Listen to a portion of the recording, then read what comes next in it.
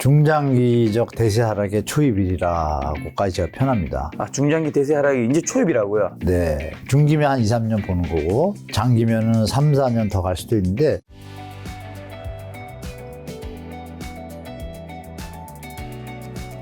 지금 벌써 이제 네. 연말이잖아요. 그렇죠. 이제 많은 분들이 이제 내년에 부동산 시장 어떻게 되는지 정말 많은 분들 궁금해하고 계실 텐데, 네. 그래서 오늘 교수님 모시고 이제 교수님의 인사이트 들으려고 하는데, 네. 서울 아파트 같은 경우 제가 찾아보니까 지난해 5월부터 가격 하락세, 그리고 올해 2월부터 가격 회복했는데, 최근에 9월에서 11월에는 좀 약간 상황이 좀 또 바뀌고 있는 것 같더라고요. 많이 바뀌었죠. 어떻게 보시고 사람 대신에 어떻게 보시나요, 지금은? 저는 어떻게 보는 게 아니라 사실 이 상황을 좀 한 올 3, 4월부터 말씀을 드렸어요. 네. 뭐 방송 나가도 그랬고, 가을 이후, 추석 이후엔 꺾일 것 같다라고 말씀을 드렸고, 그리고 이제 실제 이렇게 됐잖아요. 됐는데 그 근거를 말씀 올리면, 그 3, 4월의 분위기를 보니까, 보통 이제 주택가격이 상승의 추세를 형성하려면은, 일단 거래량이 기본적으로 받쳐줘야 됩니다. 받쳐주고, 정책도 받쳐주고, 뭐 여러 가지 환경 요인, 금리나 이런 거 다 같이 받쳐줘야 되는데, 지금 9월까지 상승한 거를 보면은 거래량이 서울 예전에 거래량이 딱 50% 수준이에요. 그러면은 그때 일단 2022년 작년 말에 많이 내려왔잖아요. 그렇죠. 그러면 저는 생각할 때 사실 조금 주택가가 계속 상승할 때 못 따라서 이렇게 시간 타임을 놓치신 분들이 좀 붙어주실 줄 알았는데, 대출 금리가 또 만만치 않다 보니까 그분들이 수요로 다가서기는 버거웠던지 특례론에 해당되는 분들만 이제 좀 많이 오신 것 같고, 그리고 이제 내용을 보니까 1주택자분들이 많이 요번에 거래량에 참여를 했더라고요. 기존의 실수요자 중에서 유효수로 될 수 있는 잠재 수요자들이 내려갔음에도 그 주택 가격이 쉽게 못 들어온 건 금리 영향이 좀 컸죠. 그러면 이제 올라가는 중에 붙은 분들이 이제 1주택자분들하고 특례를 활용하신 이제 생애 최초분들이 많이 붙은 건데, 그게 이제 거래량을 한 2, 3개월을 보니까 이거 못 받쳐주는 거예요. 그러고서 이제 그 예산이 있었잖아요. 특례보금자리론 39조 6천억인데 좀 초과돼서 한 41조 나갔죠. 그거하고 50년 주던 데가 8조 정도 나간 걸로 알고 있어요. 근데 그러면 한 50조 되잖아요. 그리고 이제 집값하고 이렇게 비교를 해보니까, 이게 거래량이 전국적으로 뭐 숫자가 나오잖아요. 5억짜리면 5억 대출 받으면 뭐 10만 채 뭐 이렇게 계산이 나오잖아요. 근데 그 수치하고 비슷한 거예요, 거래량이. 그럼 실수요자들이 못 따라붙네, 이 상황에도. 금리가 영향이 크구나 판단했고, 그러면 이제 대출이 다 소진이 되면 당연히 좀 수요가 더 급감하겠다 이런 생각을 했죠. 그래서 실제로 이제 거래량들이 그렇게 나왔죠. 서울 아파트 거래량인데요. 1월부터 쭉 가다가 기억하시면 이 그림 보시면 이때까지 힘을 썼다가 벌써 이때 소진되기 시작했는데 여기서 50년 주담대가 나왔죠. 그러니까 그게 다시 받쳐준 거예요. 그리고 이제 끝나고 나니까 8월 여기부터 힘을 잃다가 갑자기 끊기죠. 근데 정부가 이때 또 발표를 하죠. 스탠스를. 뭐냐면 가계부채가 심각해지니까. 이때 기억이 나실 게 요맘때 트리플 감소가 한 번 있었어요. 그러니까 생산, 소비, 설비 투자, 산업활동 동향지수라고 하는데, 이게 동시에 트리플 감소가 자주 안 일어나거든요. 그러니까 정부도 이제 스탠스가 이게 좀 가계부채가 문제가 되겠다 판단한 것 같아요. 그 뒤로 이제 정부가 대출에 대한 확장 정책이 없으니까, 또 금리가 그래도 인하된 것도 아니고, 그러니까 거기서 이제 주택가격이 또 회복을 해버렸잖아요.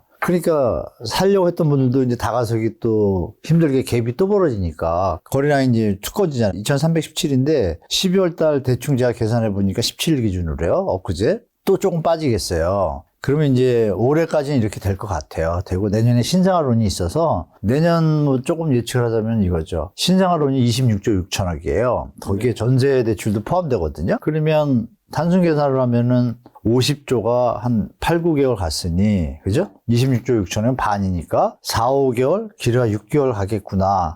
힘이. 주택가격이 만약에 다운된 상태라면 나머지 다른 수요자들도 붙을 텐데 그 힘이 약해지니까, 그러면 내년 상반기에는 약간 그 약보합 정도 내지 약간의 상승?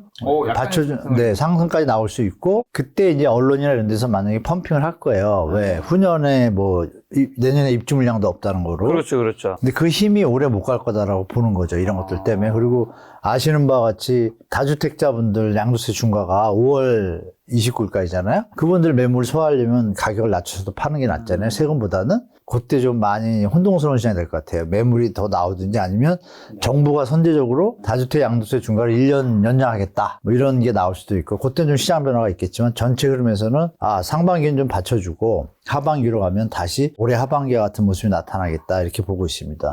지금 말씀하신 신생아 특례대출 26.5, 7조 이걸로 인해서 어쨌든 집값 내년 상반기 때 하락을 좀 막을 수 있다는 거네요. 어느 정도는 그래도. 네, 그 정도는 받쳐줄 것 같아요. 일단 상반기에는. 네. 그래서 이제 매도자들 입장에서 말씀드린다면 제가 보는 뷰에서 매도자분들은 상반기 때 물론 레버리지나 차익 실현을 하려고 생각하시는 분들은 그때가 저는 적정 타임이라고 보고, 매수자분들은 그게 지나고 나서 힘을 잃고 나면 하반기 이쪽이 적정식이라고 보고, 그 공공 분야에 또 많이 나오잖아요. 그거는 이제 적극적으로 가셔도 되고 붙어도 되고, 왜냐면 시세 80%까지니까 뭐 신축이잖아요. 그런 부분에서 입지도 좋으니까 3기 신도시 같은 것들은 또 어쩌면 아마 총선 때문에 정부에서 젊은이들의 표를 얻기 위해서, 캐스팅 보드를 얻기 위해서 좋은 입지, 그러니까 용산 정비창이라든지 우리가 계속 들어왔던 데가 아직 분양을 제대로 안 했잖아요. 그런 데들이 이제 조금 분양하지 않을까. 그 부분들은 우리 시청자분들이, 무주택자분들은 좀 관심 가지시고 공격적으로 대처하시는 게 괜찮을 것 같습니다. 네. 자, 그럼 내년 상반기를 약보합이나 약간 상승 정도 생각하신 거면 하반기는요? 이렇게 표현해줄지 모르겠는데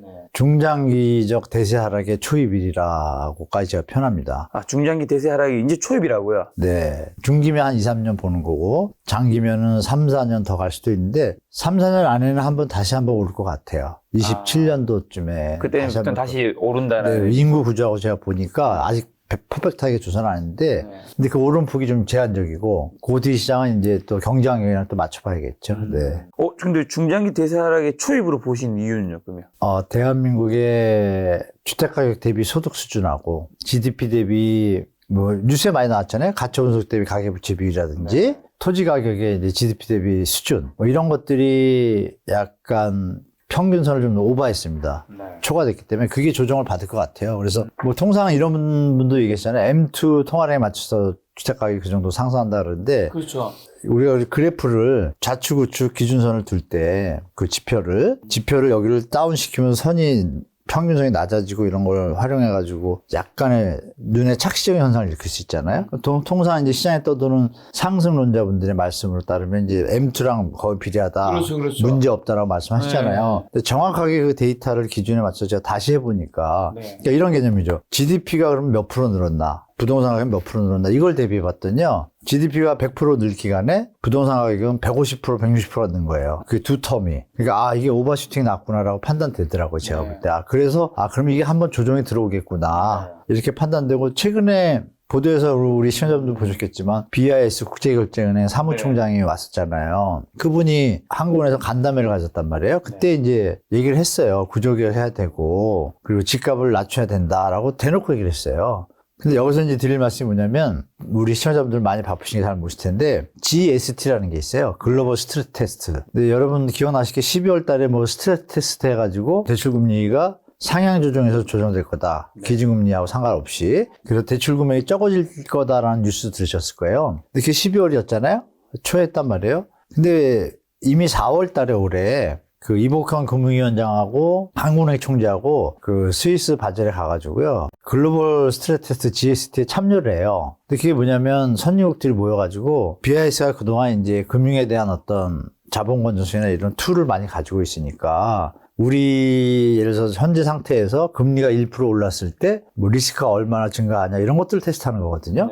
그러니까 그것에 테스트해서 대비를 하면 대응책이 있으니까 충격이 없잖아요, 경제에. 이제 그런 것들을 선진국이 계속 해오고 있었고 우리나라는 안 하고 있었어요. 그걸 하려면은 우리 고스톱 치면 이렇게 카드 칠 때 같은데 깐다 그러잖아요. 이렇게 속내를 보여야 되잖아요. 그럼 우리 속내를 다 알아야 테스트를 해줄 거 아니에요. 그죠? 상황이 어떤지. 근데 그동안은 그걸 안 했던 거예요, 대한민국이. 근데 그때 가가지고 하기로 약정을 합니다. 약정을 해서 사인을 하고 왔어요. 앞으로 3년 동안 그러면 글로벌 그 테스트를, 스트레스 테스트를 우리나라도 좀 해두라 해가지고 해주기로 했어요. 그러면 그때가 했으니까 우리가 자료를 보냈겠죠? 제 생각이에요. 자료를 보내니까 거기서 테스트를 해봤겠죠? 해보니까 이게 문서로 갈 게 아니라 가서 좀 얘기 좀 해야겠다 싶으니까 온 것 같아요.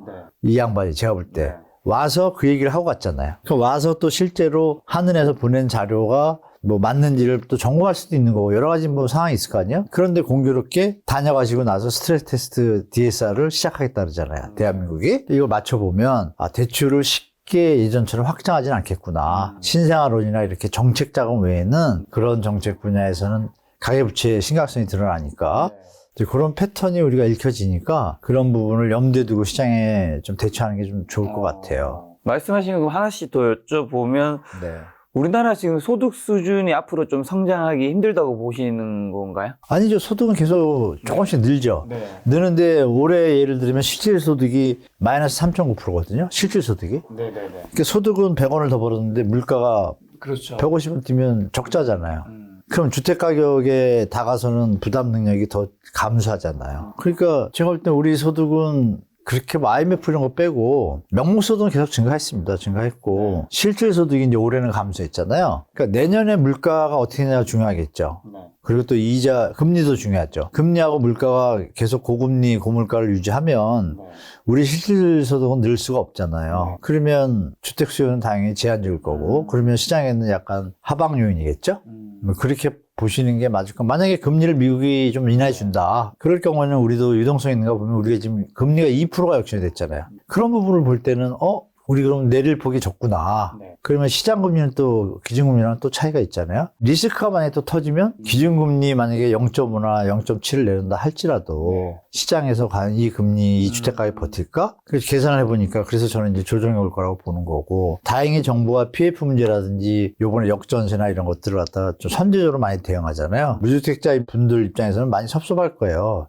내려가게 두지 그러는데 국가에서는 또 그거를 막연하게 방치하면 이제 또 시스템 리스크로 전이가 되니까 최선을 다해야 되니까 연착륙의 개념을 두는데, 그러니까 제가 볼 때는 여러 가지 볼 때 지금 2차 전지하고 반도체가 살아나서 수입액이 많이 늘어서 외환이 들어오고 환율이 안정되면 당연히 물가는 좀 안정될 거 아니에요? 그런 차에 금리까지 인하하는 힘이 생기면 그때쯤 가야 아까 말씀드린 대로 다시 한번 받쳐주고 상승하는 때. 근데 저는 그 기간을 한 2년을 보는 거죠, 개인적으로. 2, 3년을. 그러면 지금 중장기 대세 하락이 초입이라고 하셔서. 네, 제가 그림 하나 보여드릴게요. 이게 전국 아파트 거래량 추인데요, 보시면. 이때가, 여기가 예전에 한번 보여드렸는지 모르겠는데, 2009년도 2월 4일날 대책 나오고 나서 이게 거래량 급증한 거예요. 그때 5만 건이 평균인데 평균 넘었어요. 그래서 지금 평균 안 되잖아요? 힘이 약하다는 얘기잖아요. 그렇죠. 그러면 그 이유는 뭘까요? 돈이 부족하든지 집값이 더 높다든지 둘 중에 하나잖아요, 갭이. 그래서 저는 그래서 이게 조정돼서 가려면은 이 거래량이 여기까지 오려면은 이 갭만큼 상관관계가 있는 가격이 조정이 돼야겠구나라고 이제 판단하는 거고, 왜 대세 하락이 조금 시작될 거라고 보냐면 여기 보시면 정부 정책으로 인위적으로 공개조사처럼 받쳐줬는데 그 힘이 닿으니까 이렇게 내려오잖아요. 여기서 다시 한번 이제 정책을 넣어줘서 약간 오르는 것 같아 힘이 약해지는 거예요. 그래서 요 기간이 2009년 말부터 2014년 초까지란 말이에요. 그러면 4, 5년이잖아요? 그러면 요번에는 4, 5년은 아니더라도, 왜냐하면 우리가 스킬이 좋아졌잖아요. 그러니까 빨리빨리 그 파장이 좀 짧아졌지 않습니까? 경제 파동이. 그걸 감안해도 2, 3년을 가겠다고 저는 판단이 드는 거죠. 이걸 볼 때, 그러면 여기에 저점이 여기인데 여기 고점이 여기잖아요? 이 갭을 생각하면 지금이 사실 소득하고 주택가격 괴리가 더 많단 말이에요.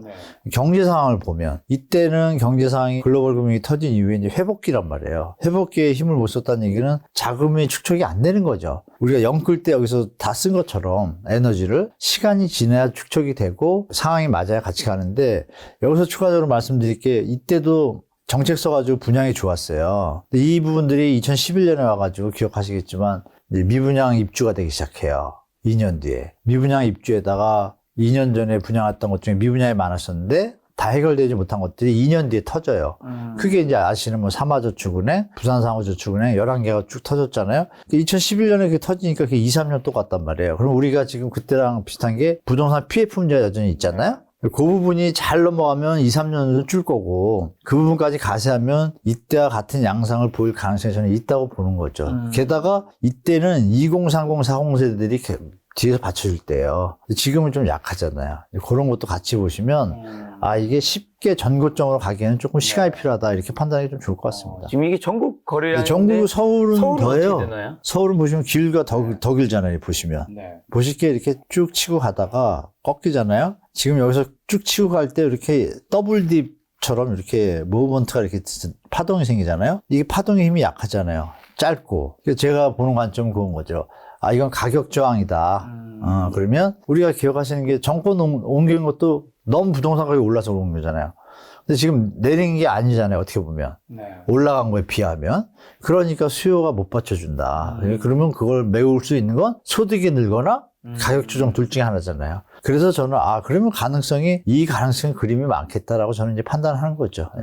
그럼 거래량이 줄어들고 있으면 당연히 매물은 더 늘어나고 있네. 그러니까 여기서 이제 결정적인 게 예전하고 다른 양상이 물론 그때도 매물 늘어났지만 통계가 없었기 때문에 있었지만 이거 보시면은 여기서 이제 묘한 현상 하나 좀 설명드리고 싶은 게 있는데요. 보십시오. 이게 2022년이요.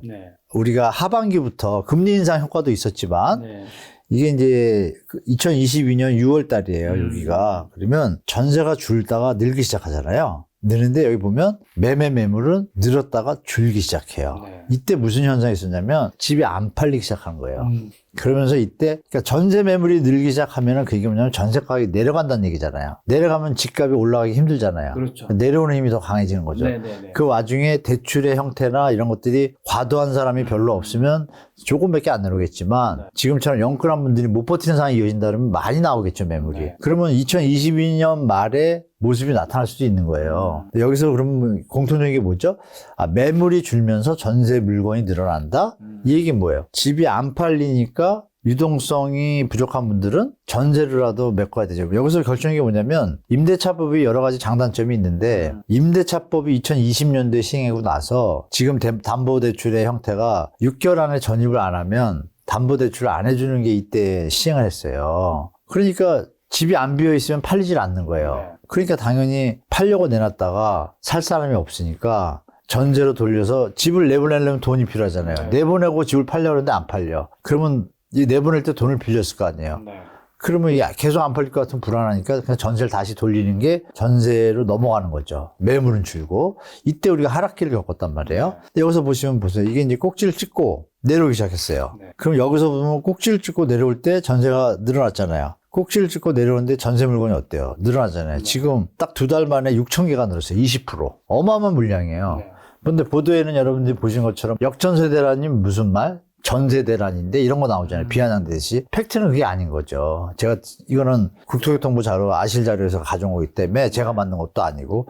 그리고 여러분들이 전세 가격이 지금 어떤가를 파악하실 때 이 그림이 저 양반이 말한 이때하고 일단 똑같네. 그럼 이렇게 이어질지 여기서 뭐 다른 신생아론 때문에 어떻게 될지 제가 모르겠지만 결론적으로 여기서 보면 신생아론이 이때 나왔잖아요. 1월 달에요. 이게 쭉 끝까지 간 다음에 여기서 차이점은 그거죠. 여기는 6, 7개월 쭉 이 시간이 됐는데 신생아론이 나오니까 다시 이렇게 팔려고 나오잖아요. 가격 반등하면서. 근데 요번에는 뭐냐면 신생아론이 바로 나오잖아요. 요게 조금 받쳐줄 거라 이거예요. 또 이때처럼. 받쳐줬다 힘이 약하면 이 선이 이제 이렇게 되는 거죠. 여기 됐다가 한 번 다시 쳐줬다가 매물이 다시 이렇게 이거죠. 여기서 매물이 다시 한번 내려오다가 올라가는 거죠. 팔려고. 그랬다가 다시 한번 꺾여서 이게 이제 더블 딥의 전형적인 시작이 나온 거죠, 모습이. 그러면 이게 앞으로의 이제 그거에 대세 하락의 초입이 아닌가, 중장기적으로. 그렇게 저는 이제 예측하고 있는 거예요. 22년도에 특례보금자리론으로 이제 좀 올랐지만, 받쳐줬지만 좀 힘이 빠졌고. 이제 신생아가 좀, 그거는 이제 특례보금보다 돈이 더 작으니까 좀 더 힘이 약할 것이다. 당연한 거 아닌가요? 그렇죠. 네. 그런데 이제 또 상승 얘기하시는 분들은 2024년, 뭐 5년, 6년 서울에 입주 물량 없다. 얘기 많이 하시잖아요. 그러면 당연히 전세가 올라가고. 입주 물량 안 적은데요? 네. 안 줄었네요? 네, 제가 그림을 안 가져서 죄송한데 여기 그림 보시면 입주 물량이 지금 서울이 28,000으로 돼 있어요. 근데 이제 약간의 그 준공 문제, 공사장에서 현장들의 문제로 25,000으로 지금 추산됐거든요, 내년에. 중요한 건 이제 후년입니다, 후년. 여러분들이 아시는 둔촌주공이 내년 연말이나 후년 초예요. 그게 후년 초면 1월 달이면 물건은 10월 달부터 나와요. 3개월 전부터. 그러니까 막상 매물의 효과, 입주 매물의 효과는 10월 달부터 터져요. 그럼 그게 12,000원 된단 말이에요. 그러면 25,000원에 12,000원 37,000이에요. 안 적어요. 물론 혹자들도 그런 얘기를 하죠. 뭐 도시형 생활주택이나 이런 것들 때문에 그거 빼야 된다 이렇게 하는데 그게 제가 알기로 한 6, 7천 원 되거든요. 그거 빼도 3만 원 가깝기 때문에 기억을 더듬으면 그 입주 물량 그림을 제가 안 가져서 죄송한데 2009년도 그렇고 10년, 11년도가 입주 물량이 2만 원이었습니다. 네. 2만 몇천 원밖에 안 됐어요. 그때 가격이 내려갔잖아요. 그럼 어떻게 설명하실 거예요? 이런 부분에서 등장을 하죠. 단순 수요 공급의 논리에서 3만 5천 원 기준에 볼 때는 네. 조금 모자르니까 상승 압력이 있다고 얘기하지만 네. 그거는 금리나 여러 가지 여건들이 안정적일 때를 조건으로 하잖아요. 네. 근데 지금 금리가 인하 아직 안 했잖아요. 아직 안 했죠. 그러니까 그런 부분을 감안한다라면 네. 입주 물량이 평균 3만 5천 원, 3만 원 이렇게 보는데 2만 5천 원이다. 근데 그 다음에는 6만 2천 개가 나온다. 그럼 그 다음에는 폭락인가요? 그게 아니죠. 이제 시장에서는 지금 우리 김 작가님 TV처럼 유튜브에서 이런 정보들이 이제 실시간으로 자꾸 그렇죠. 정보가 예전보다 많이 전달되니까 맞아요. 소비자나 수요자분들이 판단하거든요. 뉴스만 보면 2만 5천 원 뭐 모자란 것 같은데, 그 다음엔 넘치네? 그러면 이때 굳이 살 일이 있나요? 이때는 그분들 말대로 상승 압박이 있다 그러면, 그럼 내려갈 때 사는 게 낫잖아요. 기다렸다 후년에 사는 게 낫잖아요. 그런 논리가 되기 때문에 내년에 폭등한다는 거는 2024년만 보고 어떤 긍정적인 면의 요인들을 투입하면 그런 결과를 예측할 수 있지만 우리가 지금 1년, 2년 보지 않잖아요, 이제. 그러니까 3년도 보고 막 이러잖아요. 그런 걸 감안하면 수요가 분산이 될 거다. 그 와중에 영끌 1, 2 때 많이 옮겨갔잖아요, 미리. 그러니까 수요가 많이 준 상태에서 분산되는 효과까지 발생을 하면 당연히 매물이 많은 상태에서 수요가 적어졌으니까. 그죠? 그럼 만약에 2만 5천으로 매물이 20% 줄었다고 할 때 20%가 분산해서 상승 효과가 있다고 하지만 만약에 수요가 예를 들어서 금리가 그대로 유지가 되고 그 금리로 물가가 더 오른다고 가정을 하면 여력은 더 줄잖아요. 그러면 수요는 더 줄잖아요. 그런 상황을 같이 보셔야지 그 공급 입주 물량 단 하나만 갖고 시장을 100% 판단하기에는 약간은 좀 예단하는 성격이기 때문에 조금 조심하셔야 된다, 지금은. 네. 말씀하신 영끌 1, 2가 뭔가요? 제가 이제 그렇게 붙여놨는데요. 영끌1은 우리가 2020년 꼭지 막 찍을 때 있지 않습니까? 20년, 21년. 임대차법 딱 시작되고 전세가가 오르면서 그게 2022년 초가 이제 피크였잖아요. 근데 그때 2021년에 거래량이 제일 많이 터졌거든요. 그때가 이제 영끌이죠, 사실은. 영끌 1. 네, 그리고 2022년 초까지 따라붙은 거는 거래량이 적기 때문에 그거의 연장선이에요. 그 2라는 건 이제 요번에서도 기간에 따라 달라요. 2022년 말에 많이 내려왔으니까 내려온 상태에서 초반에 1, 2, 3월에 붙은 분들은 괜찮은데 끝물에 아까 보셨던 그래프에서 한 8월, 9월 이때 가신 분들 거의 서울 같은 경우에 90에서 90% 넘은 곳도 있고 송파 같은데 90에서 93%? 이 시점에 샀거든요. 원래 가격에. 네, 최고점에. 최고점에 해보겠다는 거죠, 그만큼. 네, 더 이상은 안 내려갔다고 쫓아가신 건데, 왜냐면 정책금리를 주니까. 근데 그게 또 오버슈팅이 약간 나 있는 상태로 지금 유지가 되는 중이죠. 그러니까 이분들도 내년에 금리가 인하 안 되면 약간의 소비 제약 감소 조건에 또 이익을 담당할 거예요. 가계부채가 더 늘면 소비가 주니까. 그렇죠. 그런 부분을 볼 때 올해 2, 3월부터 2, 3월까지는 그래도 가격이 좀 빠져 있었다니까 4, 5, 6, 7, 8, 9 이때 사신 분들이 영쿨2가 되지 않을까. 좀 힘들 수 있다. 5억까지 대출을 받으셨는데 이자가 작은 돈이 아니잖아요.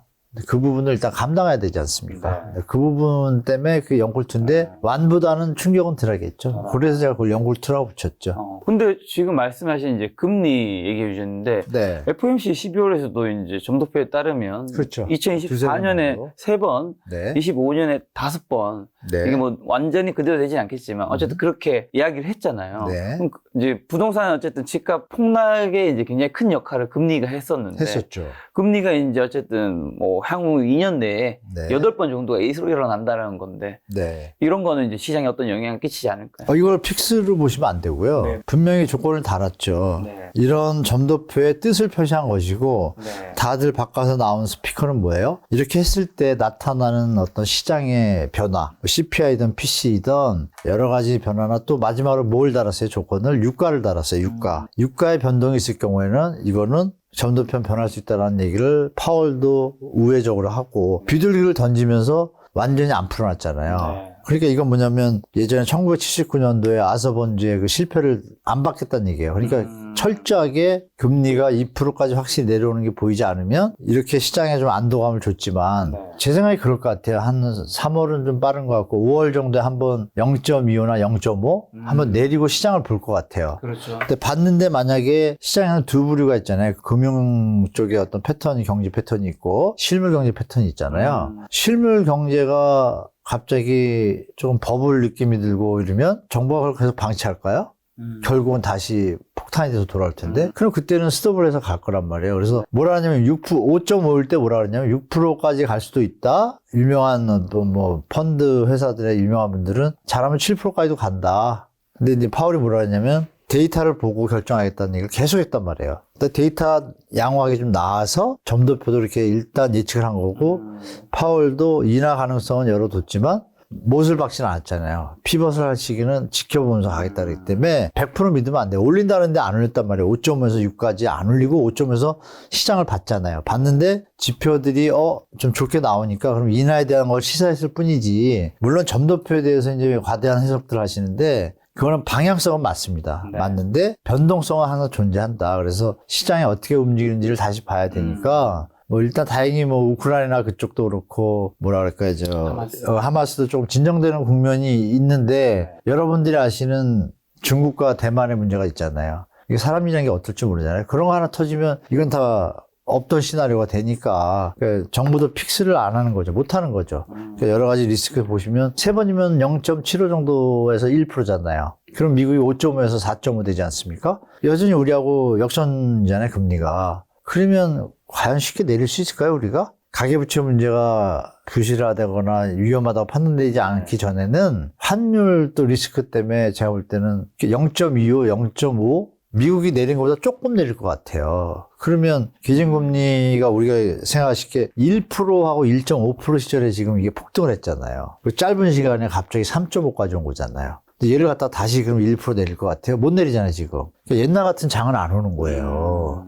그걸 이제 같이 보셔야 되지, 금리 인하한다고 갑자기 시장이 예전처럼 확 달아오는 이런 거는 전혀 기대할 수 없는 환경이고, 제가 볼 때, 가더라도 약한 반등에서 끝이지 않을까. 저는 이제 그렇게 보고 있어서 분명히 도움이 되는 건 그거죠. 매물의 감소 효과는 분명히 있죠. 왜냐면 어려웠던 분들이 이자 부담이 줄게 되면 이거 버텨보자 하고 갈 수도 있겠죠. 근데 그게 이제 넓게 보면 소비 감소는 계속 되는 거 아니에요. 그게 이제 지금 중장기적으로 이어질 때 기업들의 상태가 어떨 건가가 중요하죠. 이복현 금융원장이 최근에 말한 표현이 다 싸잡아가지고 얘기했잖아요. 한 개 기업은 본인이 책임져야 된다고. 이 부분도 여러분들이 좀 머릿속에 한번 체크를 하셔야 될 것 같아요. 그러면 구조조정 들어간다는 얘기거든요. 부동산이고 일반 기업이고 뭐 그런 부분이 시장에 또 어떻게 영향을 미칠지도 우리가 변수로 작용하니까 미국하고는 좀 다른 상황이다라고 좀 말씀드릴게요. 말씀하신 가계부채는 지금 어느 정도 규모인 거죠, 그러면 정확하게는? 가계부채 뭐 정확하다는 개념도 지금 뭐 1900조 가까이 갔고 가계부채만요. 기업이 지금 또 문제죠. 기업이 지금 1300조인가 그래서 지금 113%까지 갔을 거예요. GDP 대비. 근데 IMF 때 우리가 그보다 낮았거든요. 그러면 가계 기업이 지금 IMF보다 다 높은 거예요. 근데 그때 우리가 통화 주권국이 아니다 보니까 외환 위기에 좀 취약하잖아요. 다행히 그때보다는 지금 외환 보유고는 많은데 그 중에 또 40%, 50%는 단기 채무예요. 단기 외채이기 때문에 언제든지 변수가 생기면 그 데드라인 리스크 라인에 들어가거든요. 그럼 아시는 바와 같이 1년 동안 우리가 좀 힘들었기 때문에 지금 기억에 뭐 우리나라 외환 보유가 4,600억 달러 막 이랬잖아요. 지금 4,100억 달러예요. 500억 달러 지금 날라갔거든요. 경제가 안 좋으니까. 그 1년 사이에 500억 달러 날라갔으면 경제가 쉽게 안 살아나면 이거 외환에서 자유롭지 못하거든요. 그러면 과연 금리를 쉽게 내릴 수 있겠냐라는 문제가 봉착되죠. 그러니까 골든타임은 이미 지나간 건 다 알고 계실 거고 올리지도 못하고 내리지도 못하는 상황이 될 수도 있어요. 그래서 얼마 전에 며칠 전에 하는 총재가 그런 얘기 했잖아요. 돌려서 얘기한 것 같아요. 물가 추이가 우리가 예상한 대로 안정되고는 있지만 목표한 지점에 도달하지 못했다. 거기까지는 금리 인하를 하는 것은 좀 시기상조라고 생각한다라고 총재가 못을 박았어요. 바로 며칠 전에. 그 뜻을 우리가 워딩을 잘 생각해 봐야죠. 그러면 이미 뭐 아까 말씀드린 GST 테스트 다 해보니까 올라가도 문제고 내려가도 문제인 거 파악됐을 거 아니에요. 그러니까 하는 총재가 그 워딩을 던졌겠죠? 확실하게 물가가 잡히지 않으면 못 내린다 그 소리 되잖아요. 그죠? 물론 그 부분의 한쪽 면에는 자영업자나 이분들이 힘드니까 내리고 싶은 욕망도 있는데 그게 일시적 그냥 몰핀밖에 안 되지 국가 경제를 중장기적으로 건전하게 만들 수 없다고 판단하시니까 그 얘기를 하지 않았을까요? 저는 좀 그런 생각이 드네요.